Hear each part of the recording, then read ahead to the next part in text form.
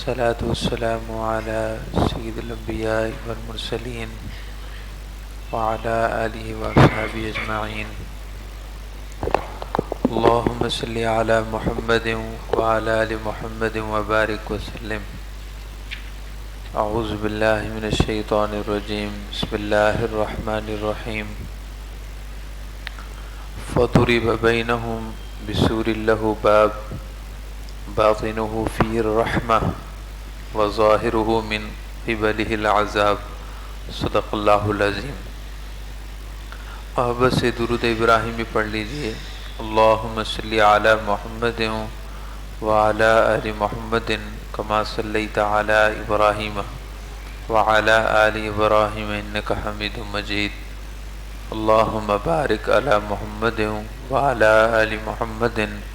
کما بارکت علی ابراہیم وعلی آل ابراہیم انک حمید مجید. سورۃ الحدید کی آیات طیبات میں اللہ تعالیٰ نے قیامت کے دن کے اس منظر کا ذکر فرمایا ہے جب کامل اور مخلص ایمان والوں کو نور ملے گا اور وہ اس نور کی روشنی میں جنت کی طرف پیش قدمی کر رہے ہوں گے، جنت کی طرف جا رہے ہوں گے، جبکہ دوسری طرف منافقین جو بظاہر ایمان لے آئے مگر ایمان ان کی دل کی زمین میں نہیں اترا، وہ اپنے ایمان میں مخلص نہیں تھے، ان کا حال یہ بیان کیا ہے کہ وہ اہل ایمان سے یہ کہیں گے انظرونا، ذرا ٹھہر جائیے، ذرا انتظار کیجئے، نقتبس من نورکم، آپ کے نور سے ہمیں بھی کچھ حاصل ہو جائے. منافقین کو نور نہیں ملے گا لیکن وہ نور کے محتاج ہوں گے، تو اہل ایمان سے یہ درخواست کریں گے انظرونا، ہمارا بھی انتظار کرو، ذرا ٹھہر جاؤ، نقتبس من نورکم، تمہارے نور کی روشنی سے ہم کچھ حاصل کرنا چاہتے ہیں، ہم بھی فائدہ اٹھانا چاہتے ہیں تمہارے نور سے. قیل ارجعوا وراءکم، انہیں جواب ملے گا، منافقوں کو جواب ملے گا ارجعوا وراءکم، پیچھے پلٹ جاؤ، یعنی پچھلے جہاں میں چلے جاؤ، دوبارہ دنیا میں پلٹ جاؤ، فالتمسوا نورا، اور وہاں نور کی تلاش کرو، کیونکہ نور کے حصول، نور کا حاصل کرنا وہ دنیا میں تھا. اگر دنیا میں ایمان خالص ہوتا، اگر دنیا میں اعمال صالح ہوتے، اگر تم دنیا میں اللہ کی اطاعت کرتے تو تمہیں آج قیامت کے دن بھی نور ملتا، لیکن آج تم نور سے محروم اس لیے ہو کہ تم نے دنیا میں اچھے عمل نہیں کیے. ارجعوا وراءکم، پچھلے جہاں میں پلٹ جاؤ اور وہاں نور تلاش کرو. اس کے بعد اللہ تعالیٰ نے ارشاد فرمایا کہ ابھی ان دونوں گروہوں کے درمیان یہ گفتگو کا سلسلہ جاری ہوگا کہ اہل ایمان نور لے کر نور کی روشنی میں جنت کی طرف جا رہے ہوں گے اور وہ جنت میں پہنچیں گے، اور دیگر دوسری طرف منافقین یہ آرزو کر رہے ہوں گے، خواہش کر رہے ہوں گے کہ کاش انہیں بھی نور مل جائے اور اہل ایمان کے نور سے انہیں کچھ حاصل ہو جائے. یہی آپس میں گفتگو جاری ہوگی کہ فضرب بینہم بسور لہ باب، ان کے درمیان ایک دیوار کھڑی کر دی جائے گی. اہل ایمان، مخلص اہل ایمان اور منافقین کے درمیان ایک رکاوٹ کھڑی کر دی جائے گی. اب وہ دیوار کس نوعیت کی ہوگی اس کو دنیا میں نہیں سمجھا جا سکتا کہ وہ دیوار، وہ رکاوٹ دنیا کی دیوار اور رکاوٹ کی طرح نہیں ہوگی. یقیناً وہ دیوار کچھ اس قسم کی ہوگی کہ جو آخرت کی نشانیوں میں سے ایک نشانی ہوگی. وہ دنیا کی دیواروں کی طرح مختصر طول و عرض کی نہیں ہوگی، وہ بہت بڑی ہی دیوار ہوگی. جیسا کہ آخرت کی دیگر نشانیاں دنیا کی مثالوں سے نہیں سمجھی جا سکتی، اس دیوار کی مثال بھی ایسے ہی ہے. عربی زبان میں سور کا لفظ بسور لہ باب، دیوار کو کہتے ہیں. جیسے کہ مختلف پہلے علاقوں کے اور شہروں کے ارد گرد فصیل بنائی جاتی تھی جس کو عام طور پر قلعہ کہا جاتا ہے، شہر کی حفاظت کے لیے، تاکہ دشمن کے اچانک حملے سے حفاظت رہے۔ شہر کے آس پاس ایک فصیل دیوار بنائی جاتی تھی، اس کو عربی زبان میں سور کہتے ہیں۔ تو اللہ تعالیٰ نے ارشاد فرمایا کہ ان کے اور اہل ایمان کے درمیان ایک دیوار کھڑی کر دی جائے گی، اور اس دیوار میں دروازہ بھی ہوگا، اس دیوار میں دروازہ بھی ہوگا۔ دیوار کتنی بڑی ہوگی اور دروازہ کتنا بڑا ہوگا، یہ آخرت کی نشانیوں میں سے ہے۔ فیہ الرحمہ وظاہرہ من قبلہ العذاب، ارشاد باری تعالیٰ ہے کہ دیوار کے ایک طرف اللہ کی رحمت کی بارش ہو رہی ہوگی، اور دیوار کی دوسری جانب اللہ تعالیٰ کی ناراضگی اور اللہ کا عذاب ہوگا۔ دیوار کے ایک طرف، دیوار کے اندرونی حصے میں کہ جو اہل جنت کی طرف ہوں گے، دیوار کا اندرونی حصہ جو جنت کی طرف ہوگا، جنتی جہاں ہوں گے، دیوار کے اس اندرونی حصے میں فیہ الرحمہ، اللہ کی رحمت ہوگی، اللہ کی خاص رحمت ہوگی۔ وظاہرہ من قبلہ العذاب، اور اس کے ظاہر جانب، اس کی دوسری جانب عذاب ہوگا، یعنی دیوار کی وہ طرف جس طرف منافقین مشرکین ہوں گے، وہ حصہ اللہ، اس حصے پر اللہ کا عذاب ہوگا۔ اللہ کی شان ہے، اللہ تعالیٰ جو چاہے ہر شے پر قادر ہے۔ دیوار کے ایک طرف اللہ کی رحمت کی بارش ہوگی اور دوسری طرف اللہ کی ناراضگی اور عذاب ہوگا۔ اس کی مثال دنیا میں بھی ہے۔ حضرت سیدنا صالح علیہ السلام یا دیگر کوئی اور نبی ہیں، جب اللہ تعالیٰ کی طرف سے عذاب کے بارے میں اطلاع مل گئی کہ اللہ کا عذاب آ رہا ہے، کئی دن تک بارش نازل نہیں ہوئی، تو مشرکین یہ سمجھ رہے تھے، اللہ تعالیٰ کے پیارے نبی کے دشمن یہ سمجھ رہے تھے کہ وہ جو دور کالی گھٹا نظر آ رہی ہے، وہ کالی گھٹا ہے، بادل ہیں اور بارش برسے گی۔ سیدنا صالح علیہ السلام یا سیدنا شعیب علیہ السلام جو بھی نبی مکرم تھے، وہ فرمانے لگے کہ نہیں، یہ وہ ہے کہ جس کے بارے میں اللہ نے تمہیں وعید سنائی ہے، یہ اللہ کا عذاب ہے۔ بہرحال جب وہ کالی گھٹا قریب آئی تو ان میں سے جو پرلے درجے کے عنید اور سرکش تھے، وہ یہ سمجھے کہ ابھی بارش برسے گی اور ہماری کئی دنوں کئی مہینوں کی تکلیف دور ہو جائے گی۔ سیدنا صالح علیہ السلام یہ جو نبی مکرم تھے، انہوں نے اپنے اہل ایمان، اپنے صحابی اور صحابیات کو ایک جمع کر لیا، اور اس کے آس پاس آپ نے ایک دائرہ کھینچ لیا اور اس میں ارشاد فرمائے کہ یہیں بیٹھ جاؤ، اس سے باہر نہیں نکلنا۔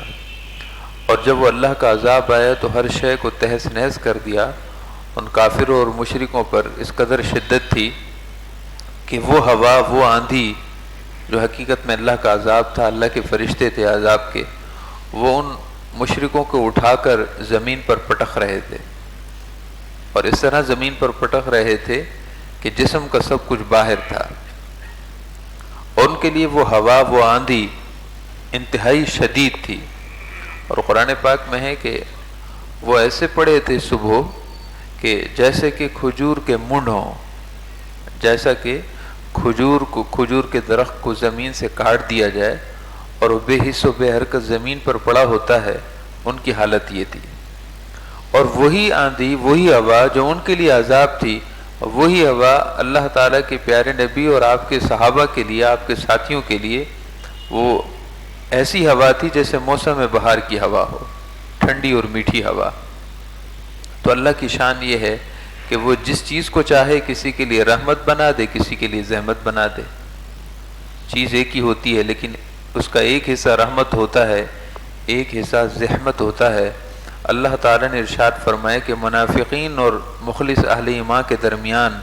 فَضُرِبَ بَيْنَهُمْ بِسُورٍ لَهُ بَابٌ، ایک دیوار کھڑی کر دی جائے گی جس میں دروازہ بھی ہوگا، بَاطِنُهُ فِيهِ الرَّحْمَةُ، اس کے اندرونی حصے میں رحمت ہوگی، وَظَاهِرُهُ مِنْ قِبَلِهِ الْعَذَابُ، اور اس کا ظاہری حصہ دوسری جانب اللہ کا عذاب ہوگا۔ يُنَادُونَهُمْ أَلَمْ نَكُنْ مَعَكُمْ، منافقین جب اہل ایمان کو دیکھ نہیں سکیں گے درمیان میں دیوار کھڑی ہو جائے گی تو منافقین ان سے کہیں گے الم نکم معکم، کیا ہم تمہارے ساتھ نہیں تھے؟ نصلی کما تصلون، نغزو کما تغزون، نصوم کما تصومون، جیسے تم نماز پڑھتے تھے ہم بھی تو ویسے ہی نماز پڑھتے تھے، جیسے تم روزہ رکھتے تھے ویسے ہم بھی روزہ رکھا کرتے تھے، جیسا کہ تم جہاد اور غزوات میں شریک ہوتے تھے ہم بھی تو تمہارے ساتھ شریک ہوتے تھے، یہ کیا وجہ ہے کہ تمہارے اور ہمارے درمیان یہاں فرق ہو گیا ہے؟ ہم تمہاری طرح اہل ایمان تھے، سارے معاملات ظاہری ہمارے تمہاری ہی طرح تھے، لیکن آج تمہارا درجہ اور ہمارے درجے میں فرق کیوں ہے؟ بات بڑی قابل توجہ ہے، یہ کافروں اور مشرکوں کی بات نہیں ہو رہی، یہ ان لوگوں کی بات ہو رہی ہے جو ظاہراً ایمان بھی لائے تھے۔ وہ کہیں گے کہ ہم عذاب کی لپیٹ میں ہیں اور تم رحمتوں کی برسات میں ہو، فرق کیا ہے؟ ینادونہم، وہ انہیں پکاریں گے اور کہیں گے الم نکم معکم، کیا ہم تمہارے ساتھ نہیں تھے؟ ہماری تمہاری رشتہ داریاں بھی تھیں، دوستیاں بھی تھیں، ہم تم ایک ہی محلے میں رہتے تھے، ایک ہی بلڈنگ میں رہتے تھے، ایک ہی جگہ رہتے تھے، دنیا میں تو ایک ساتھ رہے، آج فرق کیوں ہو گیا ہے؟ قالوا بلا، اہل ایمان، مخلص اہل ایمان ان نفاق والوں کو جواب دیں گے وَلَكِنَّكُمْ فَتَنْتُمْ أَنفُسَكُمْ، بظاہر تم ہماری طرح تھے لیکن تم نے اپنے آپ کو خود ہی فتنوں میں ڈال دیا تھا۔ وَلَكِنَّكُمْ فَتَنْتُمْ أَنفُسَكُمْ، لیکن تم نے اپنے آپ کو خود ہی فتنے میں ڈال دیا تھا، یعنی تم ایمان تو لائے مگر ایمان کو خالص نہیں کیا، تمہارا ایمان نفاق کی قدورتوں کی وجہ سے خراب تھا، تم ایمان تو لائے مگر ایمان کو خالص نہیں کیا، تم نے نمازیں تو پڑھی مگر نمازیں اللہ کی رضا کے لیے نہیں پڑھی، تم نے روزے تو رکھے مگر تمہارے روزوں میں نفاق تھا۔ محترم معزز سامعین کرام، ہمیں غور کرنا ہوگا کہ بسا اوقات ظاہری اعمال بھی انسان کو فتنے میں ڈال دیتے ہیں۔ وَلَكِنَّكُمْ فَتَنْتُمْ أَنفُسَكُمْ، بعض دفعہ انسان اپنے آپ کو خود ہی فتنے میں ڈال رہا ہوتا ہے، اور خود اپنے آپ کو فتنے میں ڈالنے کا مطلب یہ ہے کہ اپنے ایمان میں اور اپنے اعمال میں وہ اللہ کے لیے مخلص نہ ہو۔ اور اس طرح کی کئی احادیث ہیں جو ہمیں اس بات سے ترغیب دلاتی ہیں کہ بہت سے لوگ قیامت کے دن تہامہ پہاڑوں جیسے اعمال لے کر آئیں گے، اور حدیث پاک کے لفظ یہ ہیں کہ اللہ تعالیٰ انہیں گرد و غبار بنا کر ان کو اڑا دے گا، یعنی ان کی کوئی اہمیت نہیں ہوگی، ان کو ریزہ ریزہ کر کے بکھیر دیا جائے گا، اس میں ایک رائی کے دانے کے برابر بھی اہمیت نہیں ہوگی۔ حالانکہ حدیث پاک کے لفظ یہ ہیں کہ تہامہ جیسے پہاڑوں کی مانند ان کے اعمال ہوں گے، لیکن اس کے باوجود اس کی حیثیت رائی کے دانے کے برابر بھی نہیں ہوگی، ان کو بے حیثیت کر دیا جائے گا، اللہ کے ہاں اتنا بھی اعتبار نہیں ہوگا کہ ان کو پیش کیا جائے، بے حیثیت گرد بنا کر اڑا دیے جائیں گے۔ خدا نہ خواستہ کہیں ایسا تو نہیں کہ ہمارے اعمال کی حیثیت کچھ ایسی ہی ہو، یا ہمارے ظاہر ایمان کی حالت خدا نہ خواستہ کچھ ایسی ہو۔ وَلَكِنَّكُمْ فَتَنْتُمْ أَنفُسَكُمْ، تم نے اپنے آپ کو خود فتنوں میں ڈال دیا۔ حضرت مجاہد جو مشہور معروف تابعی ہیں اور بہت بڑے مفسر ہیں،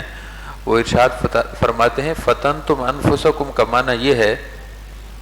کہ تم نے نفاق اختیار کیا، تمہارے اور ہمارے درجوں کا فرق باوجود نمازوں روزوں کے یہ ہے کہ تم نے اپنے آپ کو فتنوں میں ڈال دی، یعنی تم منافق تھے، تم میں منافقین کی علامات پائی جاتی تھی،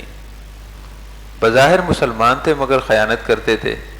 بظاہر مسلمان تھے مگر جھوٹ بولتے تھے، بظاہر مسلمان تھے مگر تم وعدے کی خلاف ورزی کرتے تھے، بظاہر مسلمان تھے مگر دوسروں کو دھوکہ دیتے تھے، بظاہر مسلمان تھے مگر تم میں ایمان والوں اور اسلام والوں کی کوئی بات نہیں تھی، باطن میں تم منافق تھے، ظاہر میں تم اہل ایمان تھے۔ اللہ تعالی ہم سب کو ظاہری ایمان بھی عطا فرمائے اور باطن کا ایمان بھی عطا فرمائے، اور یہ بہت اہمیت والی چیز ہے، خاص طور پر اس زمانے میں جب کہ ظاہری بود و باش اور ظاہری رکھ رکھاؤ زیادہ ہو گیا ہے اور ہم اندر سے بالکل خراب ہو گئے ہیں۔ اللہ تعالی ہم سب کو باہر کی رونقوں کی طرح اندر کی رونقیں بھی نصیب فرمائے۔